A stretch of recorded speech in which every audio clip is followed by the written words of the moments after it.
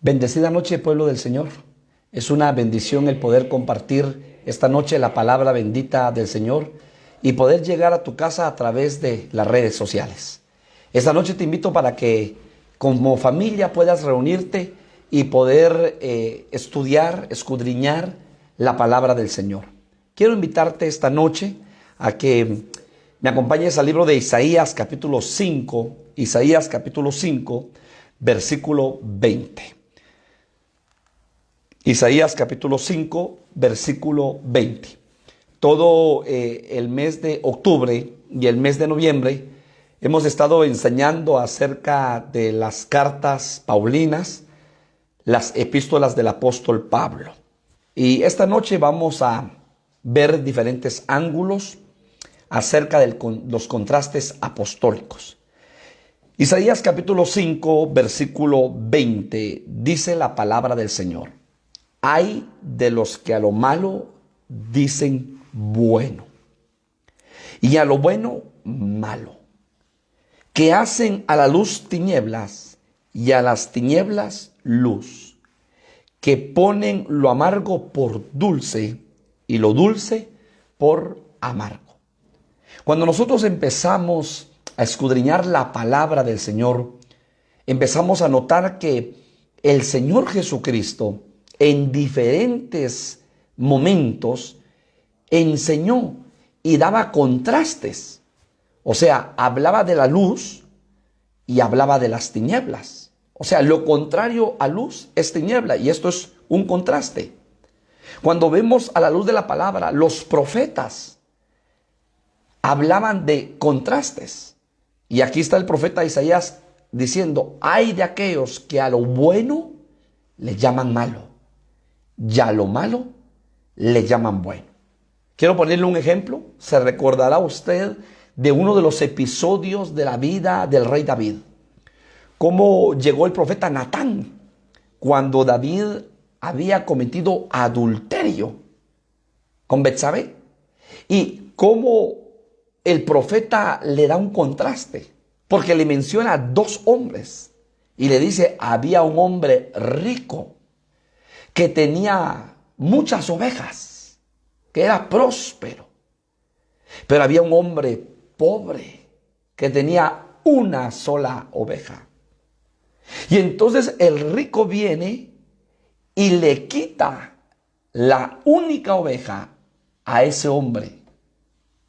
Entonces usted se recordará que en la historia bíblica dice que el rey David se molesta, se levanta y emite un juicio.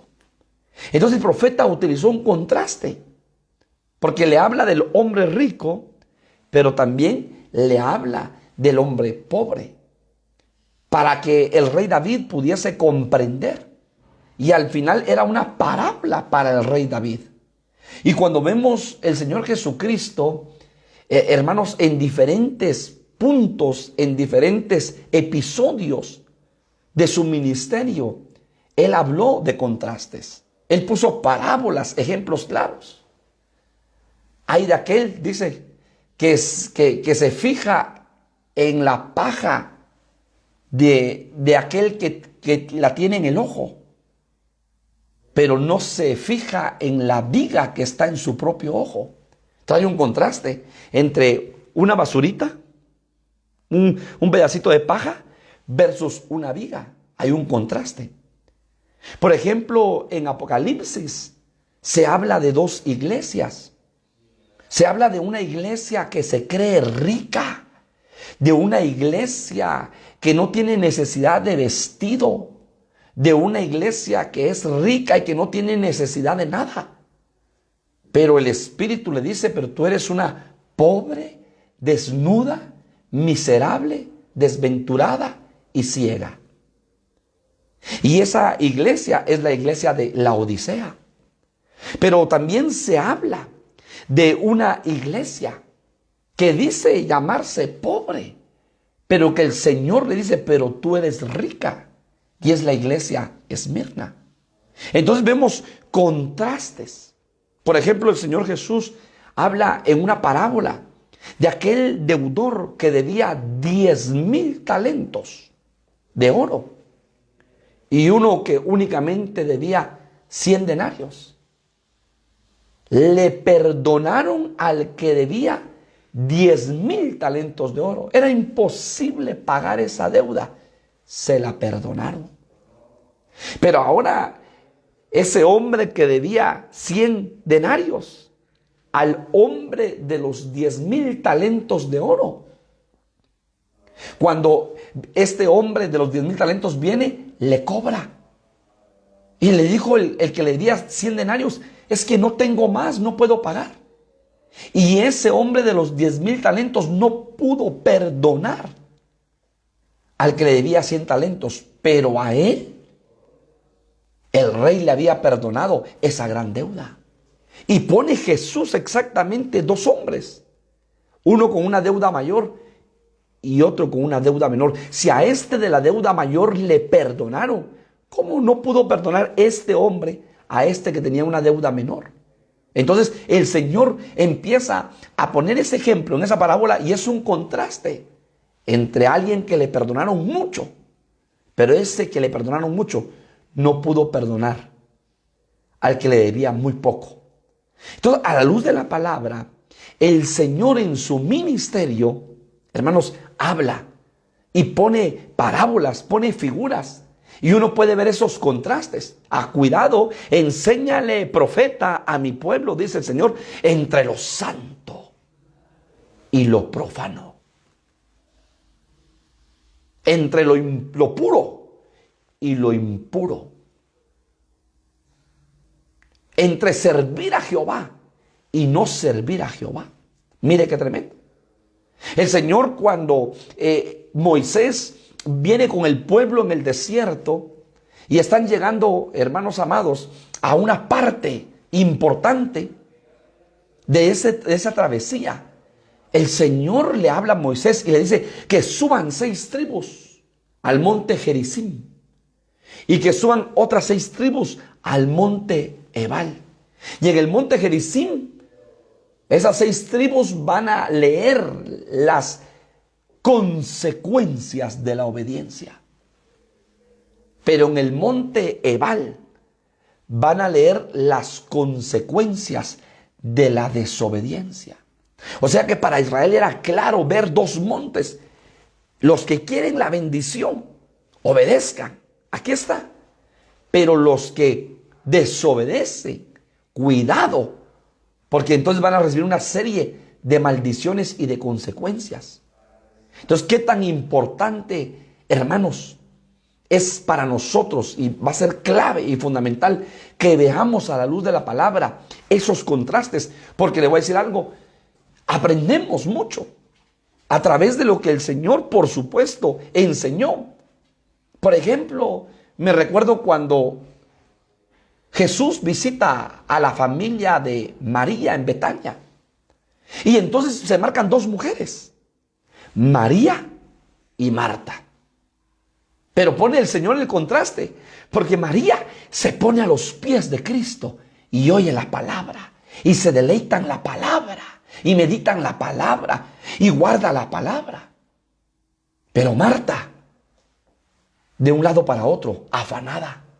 Una reposando en el Señor y la otra afanada en el servicio. Note usted ese contraste, que Jesús dice, Marta, Marta. 2 veces le llama por su nombre. Afanada estás. Mientras que María estaba a los pies porque había escogido la mejor parte. La otra estaba angustiada, sirviendo. Pero se había olvidado que lo más importante era la adoración. Estar a los pies de Jesús. Por eso Jesús, cuando fue tentado, dijo, al Señor tu Dios adorarás y a Él servirás. O sea que hay un orden. Adoración primero y luego servicio. Y muchas veces cometemos el error. Primero servicio y después adoración. Y terminamos afanados y terminamos cargados. ¿Por qué? Porque el que sirve sin ser adorador se va a dar cuenta solamente en los defectos. Pero el que sirve primeramente siendo adorador, no le importa si aquel no sirve, si aquella no sirve. A él lo que le interesa es qué piensa el padre de él o de ella. ¿Por qué? Porque es un adorador. Porque entonces aquí el orden de los factores sí altera el producto. En la palabra, el orden de los factores sí altera el producto, hermano. A tu Dios adorarás, número 1. Y a Él solo servirás, número 2. Entonces, si tú eres servidor, primero tienes que ser adorador. Un día te vas a quedar solo en el grupo de diaconado. Nadie más va a llegar ese día. Y Dios te va a poner a prueba. Tú vas a limpiar los baños, tú vas a barrer, tú vas a trapear, tú vas a poner las sillas en la congregación, tú vas a recoger la ofrenda, tú la vas a contar, tú vas a ver todo. Y Dios está probando tu corazón. A ver qué dices. La hermana no vino, el hermano fulano no vino. ¡Qué barbaridad! ¡Qué irresponsables! O si tú dices, gracias Padre, porque me diste el privilegio este día o esta noche de servirte. Y todo lo que tú hagas en el reino de los cielos, como dice el apóstol Pablo, hacedlo para el Señor y no para los hombres. Ahora mire qué precioso y qué tremendo. Porque vemos, por ejemplo, a un Moisés manso. Pero Moisés tenía 2 hermanos, María y Aarón. Y ellos eran murmuradores. Entonces vemos el contraste de un hombre manso, de un hombre que buscaba la presencia del Señor. Pero vemos el contraste con sus hermanos, murmuradores, señaladores, hasta condenadores. Vemos a un Dios amoroso, a un Dios tierno, a un Dios sublime, a un Dios hermoso, Jehová de los ejércitos. Un Dios que es lento para la ira y grande en misericordia, un Dios lleno de amor. Pero vemos a un pueblo infiel, a un pueblo duro de cerviz, a un pueblo duro en su corazón, a un pueblo que no tiene un corazón de carne, sino que tiene un corazón de piedra, a un pueblo infiel. ¿Sabe qué es lo más hermoso? Que dice la palabra, que Dios permanece fiel siempre. Aunque tú y yo seamos infieles, Él permanece fiel. Entonces, dicho esto, hermano, para darme a entender, yo quisiera ver los contrastes que el apóstol Pablo menciona, hermano, y hay una cantidad de contrastes que el apóstol Pablo menciona a las diferentes iglesias, en sus diferentes cartas. Y entonces podemos entender, hermanos, y comprender en el Espíritu la diferencia, por ejemplo, entre la ley y la gracia. La ley condena, la gracia perdona. La ley, toda el alma que pecare morirá. La gracia, acercaos al trono de la gracia para hallar oportuno socorro. Entonces vemos ese contraste. Yo quiero que usted me acompañe, porque hoy queremos hablar de los contrastes apostólicos por el apóstol Pablo, porque estamos leyendo las cartas del apóstol Pablo. Romanos capítulo 6, versículo 14. Romanos capítulo 6, versículo 14. Dice la palabra del Señor, ¿qué pues? ¿Pecaremos porque no estamos bajo la ley, sino bajo la gracia? En ninguna manera. ¿No sabéis que si os sometéis a alguien como esclavo para obedecerle, sois esclavo de aquel a quien obedecéis, sea del pecado para muerte, o sea de la obediencia para justicia? O sea, hermano, que el apóstol Pablo está siendo muy claro para nuestras vidas. ¿Qué pues? ¿Abundaremos en pecado? ¿Pecaremos porque no estamos bajo la ley, sino bajo la gracia? De ninguna manera. Porque ciertamente en esta gracia hay perdón, hay misericordia, hay restauración. Esta gracia fue derramada. La gracia del Padre, la gracia del Hijo, la gracia del Espíritu Santo, derramada sobre nuestras vidas.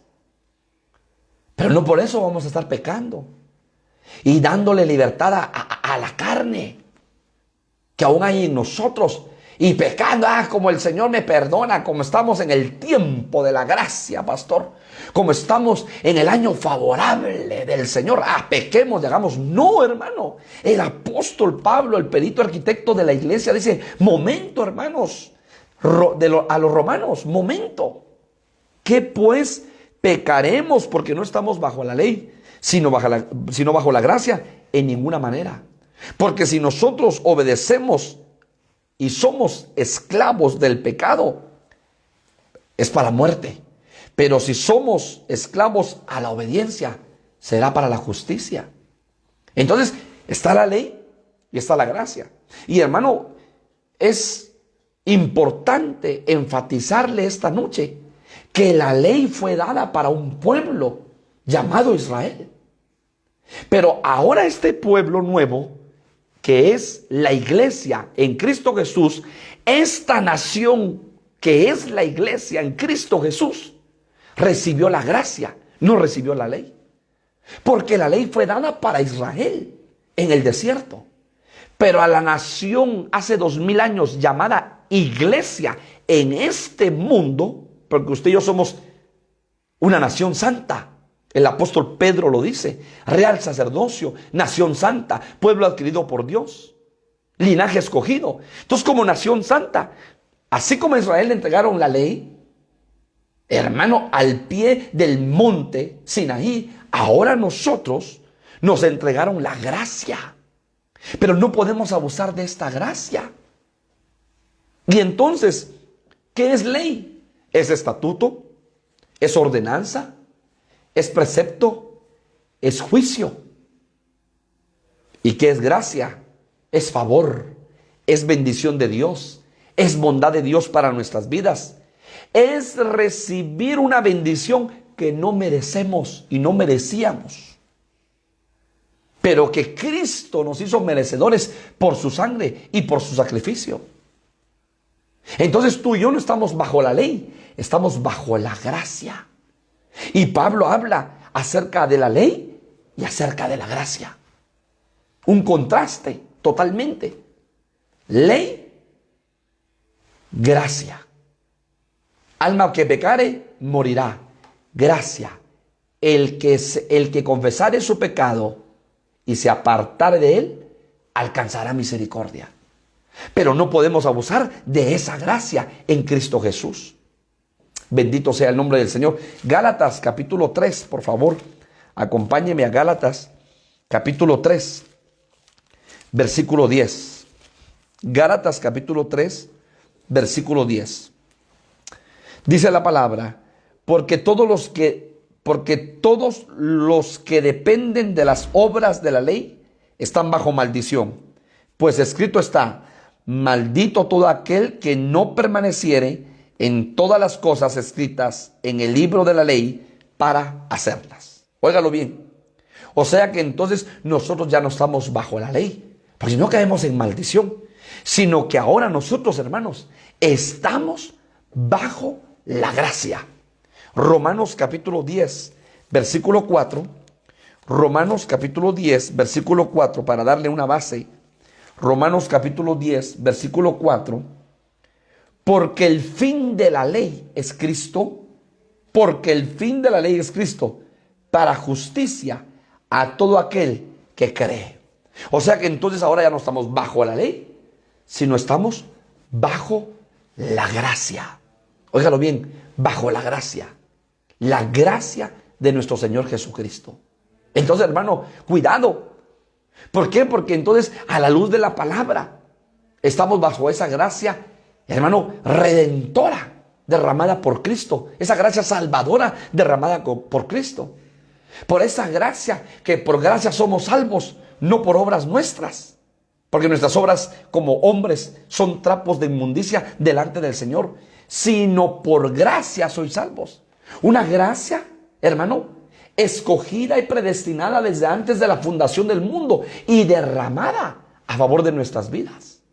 Fuimos bendecidos con toda bendición espiritual en los lugares celestiales en Cristo Jesús. Esa es gracia. Hermano, no habíamos venido a la tierra y usted y yo en espíritus ya habíamos sido bendecidos por el Padre en Cristo Jesús. Efesios capítulo 1, versículo 3. Esa es gracia. Entonces ahora estamos por gracia en este bendito y glorioso evangelio. ¿Cuál es el mejor homenaje a la gracia, la obediencia. Tenemos que aprender a ser obedientes al Señor con todo nuestro corazón. Otro contraste apostólico que el apóstol Pablo menciona. El apóstol Pablo menciona el antiguo pacto y el nuevo pacto. Mire qué precioso. Antiguo pacto y nuevo pacto. Y quiero darle la base bíblica, 2 de Corintios, capítulo 3. 2 de Corintios, capítulo 3.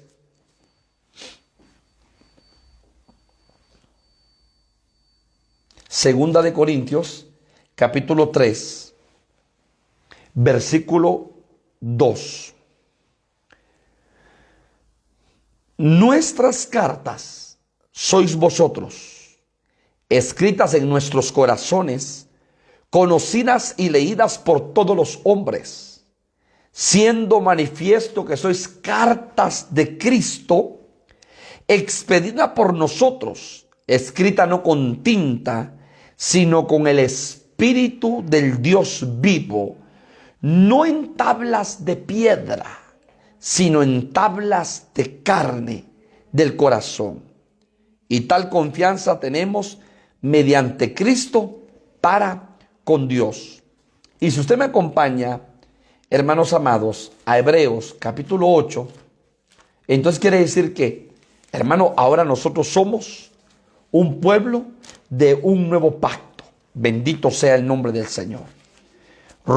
Hebreos capítulo 8, versículo 13 dice: al decir nuevo pacto, ha dado por viejo al primero, al antiguo pacto. Al decir nuevo pacto, ha dado por viejo al primer pacto, que es el antiguo pacto. Y lo que se da por viejo y se envejece, está próximo a desaparecer. Entonces el apóstol Pablo, hermanos, habla del antiguo pacto y del nuevo pacto. Hermano, en el antiguo pacto se revisaba el cordero que no llevase defecto alguno. Ese cordero lo mataban, lo sacrificaban en el altar de bronce. Con esa sangre el sumo sacerdote entraba una vez al año al lugar santísimo. Pero ahora, hermanos, en el nuevo pacto, cuando usted y yo participamos de la mesa del Señor, hermano, Corintios dice: esta es la copa del nuevo pacto. La copa del nuevo pacto, porque, hermano, quedó caducado el pacto antiguo. Y ahora usted y yo estamos en un nuevo pacto. Y óigalo bien, allá se sacrificaba un cordero. Aquí fue el Cordero de Dios, según el profeta Juan el Bautista, cuando dijo: he ahí el Cordero de Dios que quita el pecado del mundo. Un mejor cordero. Aquí se sacrificaba en el antiguo pacto un sacrificio, pero era uno y otro. Sacrificio de la mañana, sacrificio de la tarde. Sacrificio de la mañana, sacrificio de la tarde. Los 365 días del año. Por eso se le llamaba sacrificio continuo. Ofrenda de la mañana, ofrenda de la tarde. Acá, un solo sacrificio por Cristo Jesús. Fue suficiente, hermano. Acá era una sangre que solamente en el Antiguo Testamento, Antiguo Pacto, solo cubría el pecado. Aquí hay una sangre poderosa que limpia nuestras conciencias de todo pecado. Limpia, no cubre, limpia, quita, anula todo pecado. Hermanos amados, en el nuevo pacto hay mejores promesas. En el antiguo pacto era un sacerdocio arónico, pero ese sacerdocio arónico tenía fecha de caducidad, porque los hombres humanos al cierto tiempo morían. Este nuevo sacerdote es según el orden de Melquisedec, Hebreos capítulo 7. No tiene principio ni fin. Sacerdote eterno. El sacerdote eterno declarado por Dios, no por los hombres, que intercede delante del Padre por su iglesia a favor de nuestras vidas. Entonces, mejor pacto, mejor cordero, mejor sangre, mejor sacrificio. Hermano, el nuevo pacto. Bendito sea el nombre del Señor, que usted y yo somos parte de este nuevo pacto. porque había un antiguo pacto. Pero ahora tú y yo, como iglesia de Cristo Jesús, pertenecemos al nuevo pacto. ¿Y qué representa pacto? Dice la palabra, es un acuerdo entre dos. Puede ser condicional o incondicional, según el diccionario. Pero este pacto, hermano, Dios lo hizo a favor de nuestras vidas. No nosotros, Dios lo hizo por puro amor, en su pura voluntad, a favor de nuestras vidas. Un nuevo pacto. Y en ese nuevo pacto, hermano, óigalo, no es condicional. No dice Dios, porque tú eres santo te voy a bendecir, porque tú te guardas te voy a bendecir. No, hermano. Es un pacto incondicional, no tiene condiciones, porque Dios no cambia. En Él no hay sombra de variación alguna. Él es el mismo de ayer, de hoy y de siempre. Él es un Dios, hermano, que no cambia, que permanece para siempre fiel, que es un Dios eterno. Y aunque tú y yo fallamos a diario, pecamos a diario, Él permanece fiel. Esa es la bendición de pertenecer al nuevo pacto en Cristo Jesús. Segunda de Corintios, capítulo 3, versículo 7. Segunda de Corintios, capítulo 3, versículo 7. Óigalo bien.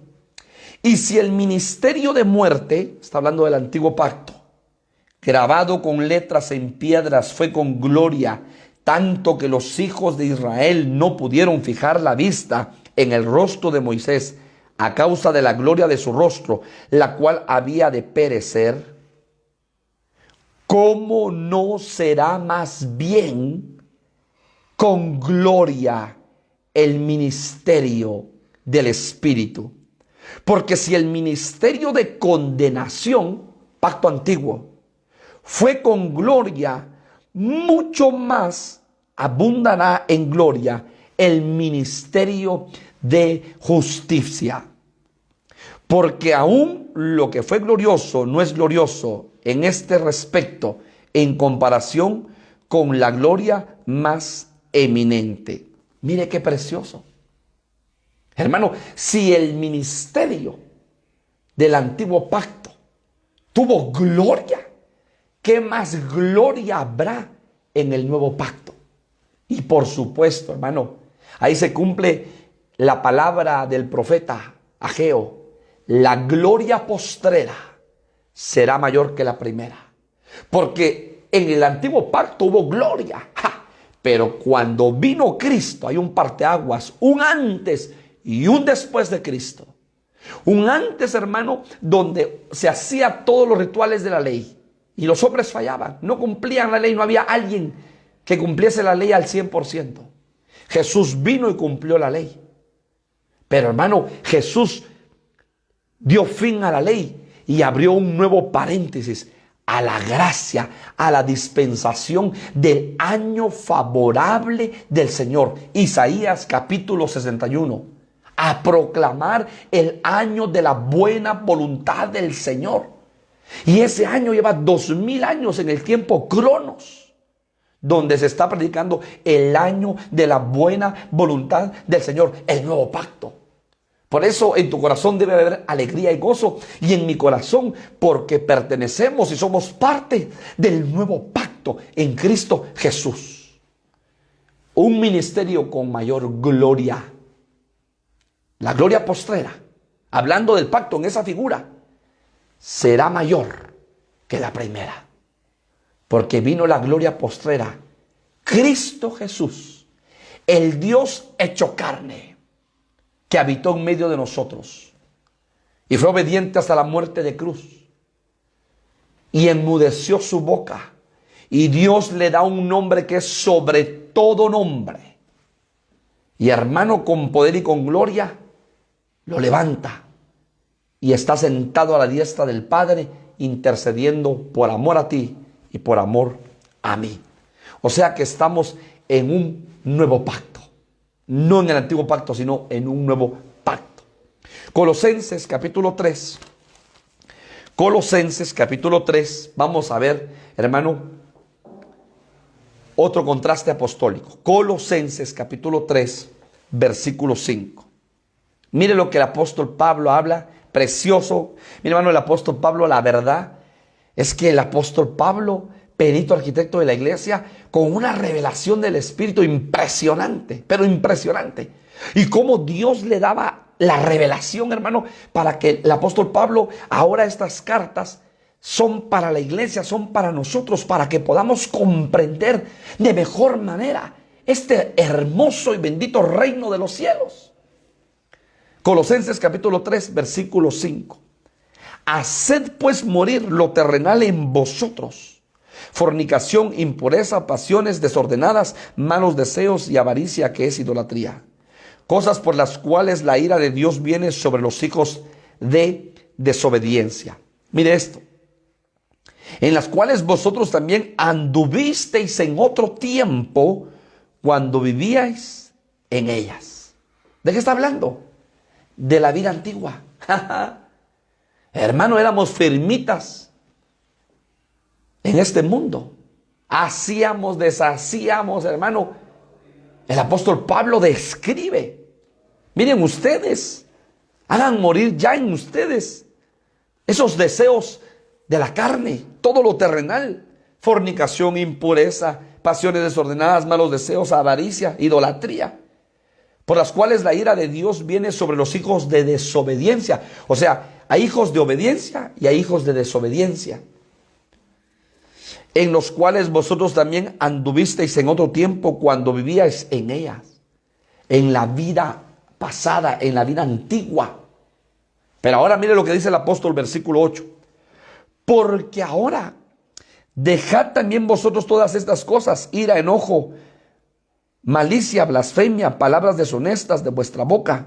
No mintáis los unos a los otros, habiéndoos despojados del viejo hombre con sus hechos, y revestidos del nuevo, el cual conforme a la imagen del que lo crió, se va renovando hasta el conocimiento pleno, donde no hay griego, ni judío, circuncisión, ni incircuncisión, bárbaro, ni escriba, siervo, ni escita, siervos, ni libre, sino que Cristo es el todo y en todos. Vestíos pues como escogidos de Dios, santos y amados, de entrañable misericordia, de benignidad, de humildad, de mansedumbre y de paciencia. Hermanos amados, esto es impresionante. Pablo nos está describiendo la vida antigua, la vida vieja sin Cristo y la nueva vida en Cristo. Tiene que haber una diferencia en tu vida y en mi vida. Hermano, perdone, no podemos hoy decir que somos cristianos y echándonos las chelas, como dicen los jóvenes, y echándole al puro, como dicen los jóvenes. No. Y teniendo 2 mujeres o 3 mujeres. No. Pablo, ¿sabe qué dice? El que robaba, no robe más. El que mentía, no mienta más. O sea que en este evangelio se tiene que ver la diferencia en ti y en mí. Porque si no, solo tenemos religión. Porque, hermano, este evangelio cambia. Este evangelio transforma. Este evangelio, hermano, cuando tú te metes a adorar a Dios, la adoración te cambia, la adoración te transforma. Te va creando en ti un hombre nuevo, una mujer nueva, y en mí lo mismo. Es un evangelio de cambio. Si no solamente tú y yo tenemos religión, seguimos viviendo igual, haciendo las cosas igual, el mismo carácter, el mismo temperamento, hermano, el evangelio no ha hecho nada. Porque ¿sabe por qué? Porque no tenemos evangelio, sino abrazamos una religión. Abrazamos la religión evangélica. Y perdón, hermano amado, este evangelio glorioso no es religión. Este evangelio glorioso es novedad de vida. Este evangelio glorioso, dice Pablo a los romanos, es poder de Dios. Este evangelio, hermano, es transformación, porque el Espíritu Santo transforma primero de adentro hacia afuera. Este evangelio, hermano, es relación con Dios. Este evangelio es experiencia con Dios. No es religión. Nos tiene que cambiar. Se tiene que ver el cambio en ti y en mí. Algo, hermano, está haciendo el Espíritu Santo todos los días. Ahora sí, a la medida de como tú y yo nos demos. ¿Sabe por qué? Porque el Señor respeta. Es un caballero. El Espíritu Santo respeta. El Espíritu Santo jamás va a imponer algo a una persona. Respeta. He aquí yo vengo y toco a la puerta. Si alguien oye mi voz, yo entro. Y abre la puerta, yo entro. Y ceno con él y él conmigo. Pero si no oye la voz y si no abre la puerta, el Señor se va de largo. A la pastor, lo que usted está diciendo está tremendo. Pues ahí está el ejemplo en la tsunamita. La mujer de los cantares. Llegó el amado, tocó la puerta. Amada mía, abre. El rocío del cielo está sobre mi cabello. Ábreme. ¿Y sabe qué dice la amada? Acomodada. Ya me dormí, ya me acosté, amado. Cuando ella quiere abrir la puerta y la abre, ya el amado se había ido. La tsunamita, óigalo bien, no discernió el tiempo de su visitación. ¿Por qué? Porque se acomodó. ¿Por qué? Porque, hermano, el amado llegó a la puerta, le tocó y no le abrió. El amado llamó y no le abrió. Por eso tú y yo, hermanos, tenemos que estar dispuestos a oír la voz del amado y abrir la puerta de nuestro corazón para que el amado entre y cene con nosotros y nosotros con el amado. Entonces, el evangelio no es religión, el evangelio es una relación con Dios. Es novedad de vida. Ríos de agua viva corren y fluyen adentro de ti, adentro de mí. Bendito sea el nombre del Señor. Efesios capítulo 4. Efesios capítulo 4, versículo 22. Dice la palabra: en cuanto a la pasada manera de vivir, despojaos del viejo hombre que está viciado conforme a los deseos engañosos, y renovaos en el espíritu y santidad de la verdad, y vestíos del nuevo hombre, la nueva naturaleza en Cristo, la nueva vida en Cristo, criados según Dios en la justicia y la santidad a la verdad. Entonces ahora tenemos que vestirnos de la nueva naturaleza, del nuevo hombre en Cristo. Que se vea la naturaleza de Cristo en tu vida y la naturaleza de Cristo en mi vida. Entonces, hermanos, las personas, solo por tu caminar y mi caminar, tu testimonio, mi testimonio, las personas se van a quedar impactadas. Este sí es hombre, hijo de Dios. Esta sí es hija de Dios. Aquel joven es hijo de Dios. Es que se ve en ese joven, se ve en esa señorita. Porque nos hemos vestido de la nueva naturaleza en Cristo Jesús. Romanos capítulo 6, versículo 10. Romanos capítulo 6, versículo 10. Porque en cuanto murió al pecado, murió una vez por todas, mas en cuanto vive, para Dios vive. Entonces, la nueva naturaleza en Cristo, nosotros morimos al pecado, hermanos amados, sabiendo esto, que nuestro viejo hombre, Romanos 6:6, le voy a leer, sabiendo que esto, que nuestro viejo hombre fue crucificado juntamente con él, para que el cuerpo del pecado sea destruido, a fin de que no sirvamos más al pecado.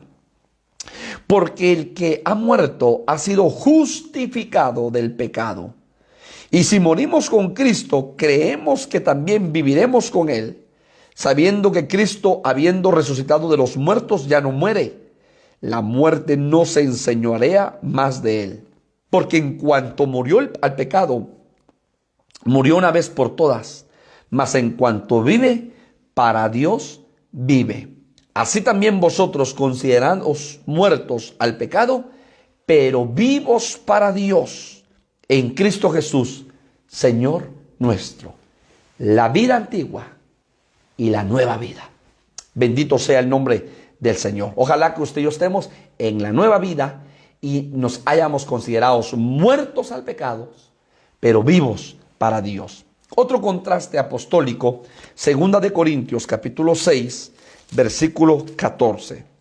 2 Corintios capítulo 6, versículo 14. Dice: No os unáis en yugo desigual con los incrédulos, porque qué compañerismo tiene la justicia con la injusticia. Óigalo bien, justicia con injusticia.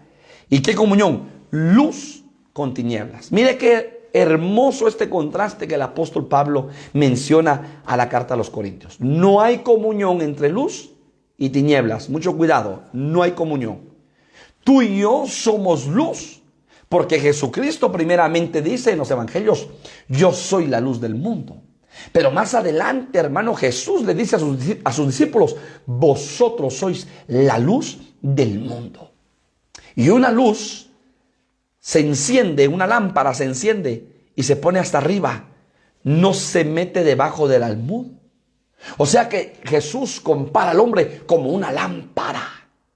Los que estamos en Cristo somos como una lámpara, luz para disipar toda tiniebla. Entonces hay que sacar toda tiniebla de nuestra vida. Y la única forma de disipar toda tiniebla es a través de la luz, que es Cristo. Porque usted y yo somos luz en esta tierra. Entonces no hay ninguna comunión entre luz y tinieblas. ¿Qué es la tiniebla? Ausencia de luz. Entonces tenemos que escudriñar nuestro corazón para ver qué tipo de tiniebla hay en nuestra vida y sacarla. Porque de repente está bien escondida la tiniebla. Y echarla afuera y disiparla de nuestro corazón para que seamos luz al 100. Mire qué tremendo, porque la palabra del Señor, hermano, compara los ojos como las ventanas del alma. Óigalo bien, ventanas del alma. Y dice que si tus ojos tienen luz, tu cuerpo también tendrá luz. Pero si tus ojos tienen tinieblas, tu cuerpo también estará en tinieblas. Qué tremendo, qué cuidado que tenemos que tener. ¿Qué es lo que vemos? ¿Qué estamos viendo? ¿Cómo observamos las cosas? ¿Cómo juzgamos las cosas? Porque déjeme decirle que la vida está llena de percepciones. Y usted puede tener una percepción equívoca de alguna situación, ¿sí? O alguna percepción equívoca de una persona. Y a veces nos vamos y nos inclinamos porque el hombre siempre juzga. Y entonces nos vamos y nos inclinamos a juzgar por las percepciones. Cuidado, que llenemos nuestros ojos de tinieblas. Todo nuestro cuerpo estará lleno de tinieblas. Pidámosle al Señor que haya luz en nuestros ojos, para que haya luz en nuestro cuerpo. Entonces, Efesios capítulo 5, versículo 8, dice, porque en otro tiempo erais tinieblas, mas ahora sois luz en el Señor. Andad como hijos de luz. Mire qué hermoso y preciosa la palabra que el Espíritu Santo le inspiró al apóstol Pablo, que le reveló al apóstol Pablo. Vosotros en otro tiempo erais tinieblas. Hermano, vivíamos en las tinieblas y ni cuenta nos dábamos. Mire qué feo es caminar cuando se va la luz en tu casa, en mi casa. Se va la luz y uno rápidamente dice, bueno, hay que poner la luz, una lámpara, ¿sí? O si usted tiene una candela ahí para encenderla, para que alumbre en su casa. Pero qué horrible es, porque uno no se da cuenta, puede tropezar, se puede caer, se puede lastimar, puede botar algo de la mesa, porque no se ve nada. Así estábamos nosotros antes sin Cristo, caminando en este mundo, pero en un mundo lleno de tinieblas. Pero ahora en Cristo, así eras vosotros, algunos de vosotros, en tinieblas. Efesios 5:8. Porque en otro tiempo erais tinieblas, mas ahora sois luz en el Señor. Andad como hijos de luz. Ahora somos luz. Entonces Pablo dice, ahora caminen como hijos de luz. Que se vea la luz en ustedes. Que se vea la luz en los hermanos de Bethesda. Que se vea la luz. Hermanos, se tiene que ver la luz en nosotros. Que somos hijos de luz, ya no hijos de tinieblas. Bendito sea el nombre del Señor. Filipenses capítulo 2. Filipenses capítulo 2, versículo 15. Dice la palabra, para que seáis irreprensibles y sencillos, hijos de Dios, sin mancha, en medio de una generación maligna y perversa, en medio de la cual resplandecéis como luminares en el mundo. Hermano, hace muchos meses estudiamos las diferentes generaciones que hay a través de la palabra del Señor. Generación maligna y perversa. Generación idólatra. Generación incrédula. Y vimos todos los tipos de generaciones que menciona la palabra. Pero mire, dice la palabra, a fin de que seamos luminares. ¿En qué dice? En medio de una generación maligna y perversa. O sea que en medio de esta generación tenemos que ser luz, luz, luz en medio de esta generación. Primera de Juan, para terminar, Primera de Juan capítulo 2, Primera de Juan capítulo 2, versículo 9.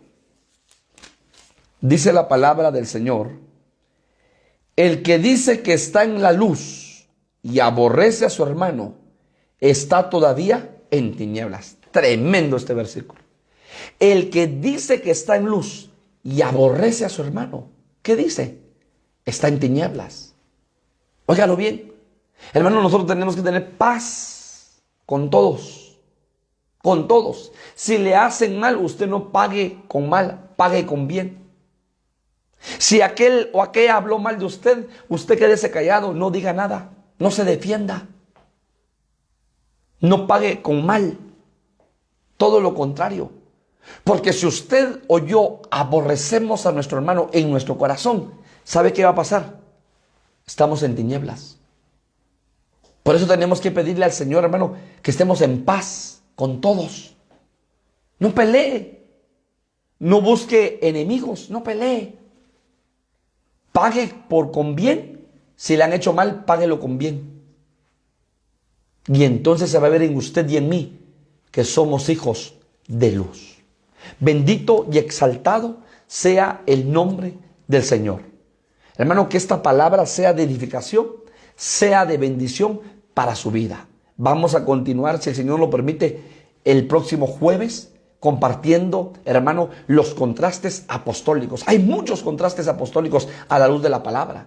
El apóstol Pablo, hermano, nos enseña por medio de contrastes, luz y tinieblas, antigua vida, nueva vida, antiguo pacto, nuevo pacto, vieja naturaleza, nueva naturaleza.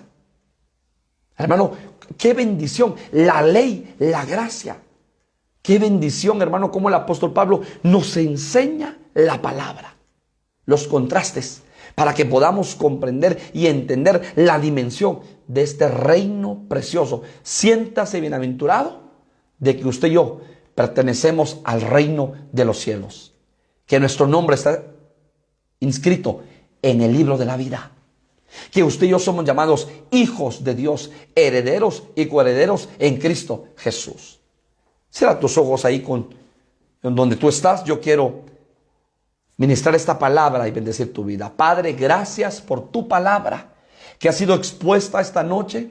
Gracias porque nos enseñas a través de tu hermosa y bendita palabra. Gracias, Padre, porque somos hijos de bendición. Gracias porque hay una nueva naturaleza en Cristo en nuestras vidas. Gracias porque estamos en el nuevo pacto. Gracias porque estamos en el tiempo de la gracia y disfrutando de la gracia de Cristo derramada en nuestras vidas. Gracias, Padre bendito, porque ya no estamos bajo la ley. Gracias, Padre, porque ya no estamos en la vida, en la antigua vida, Señor. Gracias porque ya no estamos en el pacto antiguo, sino que ahora, Señor, estamos en una nueva dispensación, en una nueva dimensión, la dimensión de la gracia, la dimensión del amor y de la misericordia derramada en cada uno de nosotros. Ahora somos luminares en esta tierra, Señor. Ayúdanos a cada día, Padre, dar testimonio de que Cristo mora en nuestros corazones y en medio de una generación maligna y perversa, poder alumbrar y Señor, poder testificar a los 4, Padre, puntos cardinales, que Cristo cambia, transforma, de que Cristo obra poderosamente en nuestras vidas. Bendice a tu pueblo, Señor, bendice las vidas, las familias, y Señor, te ruego, te suplico por cada necesidad. Por cada necesidad de tu pueblo, obra poderosamente. Señor, mueve tu mano de sanidad donde hay enfermedad, tu mano de provisión donde hay necesidad, Señor. En el nombre de Jesús, consuela, fortalece, levanta, ayuda, exhorta a tu pueblo, Padre, para gloria de tu nombre. Amén y amén. Ha sido una bendición el poder compartir contigo la palabra del Señor esta noche. Te esperamos que todos los días sintonices, hermanos amados, la página